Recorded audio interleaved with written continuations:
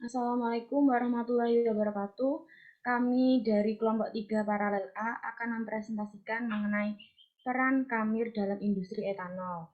Pertama-tama kami akan memperkenalkan diri. Yang pertama saya sendiri, Eti Nurvita, NPM 12. Dan saya Muhammad Rahmatullah, NPM 15. Nama saya Ririn Eka Mawarni, NPM 17. Saya Yolanda Silvania, NPM 21. Saya Ika Fafia Anggreni, NPM 34. Saya Yuliana Haryati, NPM 38. Baik, selanjutnya kami akan langsung ke penjelasan materinya.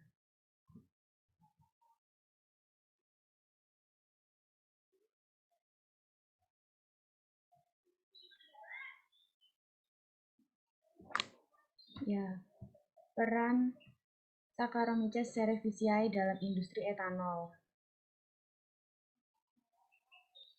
Ini merupakan anggota kelompok kami. Nah, selanjutnya etanol. Bioetanol merupakan cairan hasil proses fermentasi gula dari sumber karbohidrat selulosa menggunakan bahan mikroba. Bioetanol memiliki karakteristik mudah menguap, mudah terbakar, larut dalam air, tidak karsiogenik, dan tidak berdampak negatif pada lingkungan. Bioetanol mempunyai manfaat untuk dikonsumsi manusia sebagai minuman beralkohol.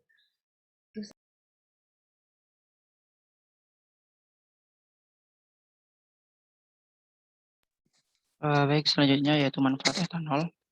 Di sini etanol salah satu bahan kimia organik terbesar digunakan pada industri obat-obatan, plastik, deckware, polises, minyak wangi, kosmetik, dan bahan bakar. Sebagai bahan bakar, etanol dicampur dengan bensin, maka dihasilkan campuran yang biasa disebut gasohol atau green petrol. Selain itu, etanol sebagai pelarut yang berada pada urutan kedua setelah air.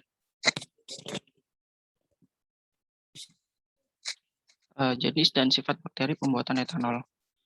Saccharomyces cerevisiae dari golongan hammer digunakan sebagai mikroorganisme penghasil etanol utama di seluruh dunia.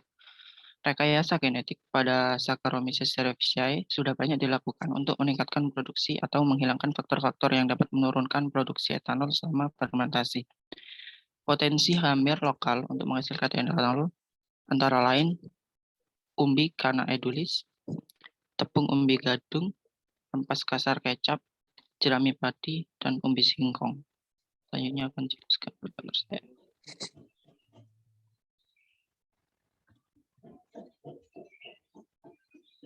Baik, untuk selanjutnya ini masih berlanjut untuk jenis dan sifat bakteri pembuatan etanol.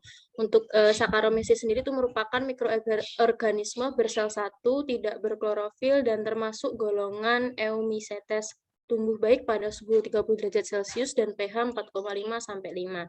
Nah, reproduksi Saccharomyces cerevisiae dilakukan dengan membentuk tunas dan spora seksual. Karakteristik dari Saccharomyces cerevisiae itu memiliki kemiripan dengan Candida tropicalis dengan ciri-ciri berwarna putih, menonjol, berbentuk kokus, dan permukaannya yang mengkilap, halus, serta licin. Next. Untuk jenis dan sifat bakteri pembuatan etanol, yang selanjutnya Saccharomyces itu mengandung enzim maltase yang mengubah maltosa menjadi glukosa. Pada pembuatan minuman beralkohol, Saccharomyces cerevisiae akan mengubah glukosa menjadi etanol, CO, dan sedikit bahan-bahan aromatik yang menguap pada hasil akhir. Selanjutnya akan dilanjutkan oleh rekan saya. Untuk selanjutnya ada klasifikasi Saccharomyces cerevisiae. Yang pertama ada filum dari kelas Ascomycota. Yang kedua ada subfilum yaitu Saccharomycotina.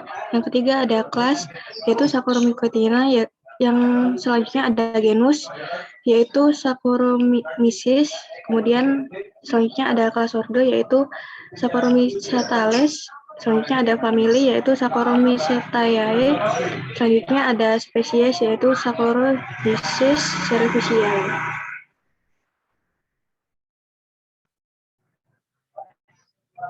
Selanjutnya ada peran positif bakteri dalam industri etanol.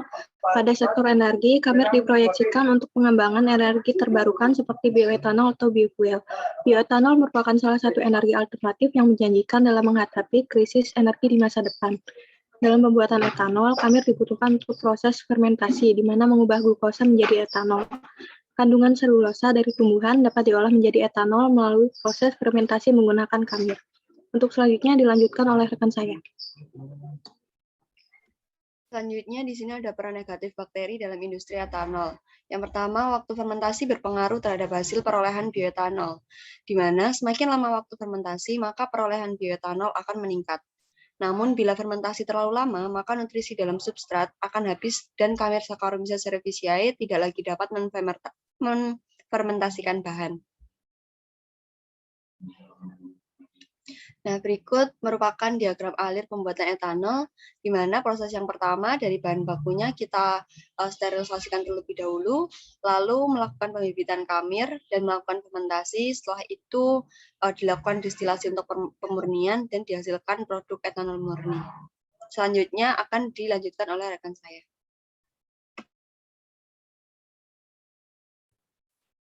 Yang pertama tadi ada pengolahan bahan baku yang dilakukan untuk mendapatkan kondisi yang optimum untuk pertumbuhan hamir dan untuk fermentasi selanjutnya. Yang kedua ada sterilisasi bahan, dilakukan untuk mencegah adanya mikrobia, kontaminan hidup selama pembibitan maupun selama fermentasi. Dilakukan sterilisasi dengan cara pemanasan pada suhu 75 derajat Celcius, kemudian didinginkan selama 1 jam sampai suhu 30 derajat Celcius. Yang ketiga ada pembibitan hamir. Proses ini dilakukan untuk memperbanyak sel-sel hamir supaya sejumlah sel hamir tersebut cukup digunakan dalam fermentasi alkohol. Yang keempat ada proses fermentasi. Proses ini dilakukan dalam tangki fermentasi, pH diatur antara 4 hingga 5. Untuk terjadinya fermentasi alkohol, dibutuhkan kondisi anaerob, sehingga diharapkan sel-sel ragi dapat melakukan fermentasi yang akan mengubah gula menjadi alkohol. Kemudian proses distilasi, produk hasil fermentasi mengandung alkohol rendah, 8 hingga 10% yang disebut bir, oleh karena itu, perlu dinaikkan konsentrasinya dengan jalan distilasi, yaitu untuk memisahkan etanol dari campuran etanol air. Selanjutnya ada faktor yang mempengaruhi pembuatan etanol. Yang pertama ada jenis dan jumlah mikroba, lama fermentasi, dan media tumbuh mikroba. Jenis mikroba yang berpengaruh terhadap lama fermentasi dan kadar alkohol yang akan dihasilkan. Kemudian dalam fermentasi alkohol ini pada umumnya digunakan hamir karena efektif mengkonversi gula menjadi alkohol secara optimal. Saccharomyces cerevisiae memerlukan media dan lingkungan yang sesuai untuk pertumbuhannya. Semakin lama waktu fermentasi, semakin besar kemampuan Saccharomyces cerevisiae untuk memecah gula atau glukosa menjadi alkohol. Baik, sekian yang bisa kami sampaikan, kurang lebihnya mohon maaf. Terima kasih. Wassalamualaikum warahmatullahi wabarakatuh.